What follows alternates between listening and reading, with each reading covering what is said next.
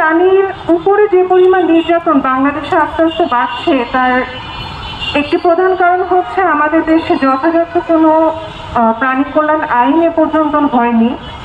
আমরা একটা স্বাধীন দেশের নাগরিক হিসাবে আমাদের কিন্তু অধিকার আছে যে থানায় গিয়ে আমরা সরাসরি প্রাণী অ্যাবিউজের জন্য কেস করতে পারবো বা কোনো স্টেপ নিতে পারবো।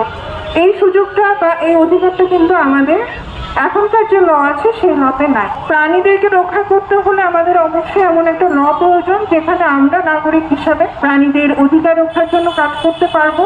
আমাদের মানবিক হতে হবে, শুধু মানুষ হিসেবে জন্ম নিলেই আমরা মানুষ হয়ে যাচ্ছি সেটা না। হ্যাঁ, একটা প্রাণীর নিজের জীবন ছাড়া কিন্তু ওদের আর কিছু নাই। আমাদের মতো ঘর বাড়ি, সম্পদ, অনেক টাকার ফোন, জামা কাপড় এগুলো ওদের নাই, ওদের শুধু জীবনটাই আছে। তো এই জীবনটা আমরা কত সহজে কেড়ে নিই, তাই না? প্রতিটা সমস্যার সলিউশন আছে, আমাদের একটু মানবিকভাবে ভাবতে হবে, সেটা রাস্তার কুকুর বিড়াল হোক, অন্য প্রাণী হোক, যাই কিছু হোক।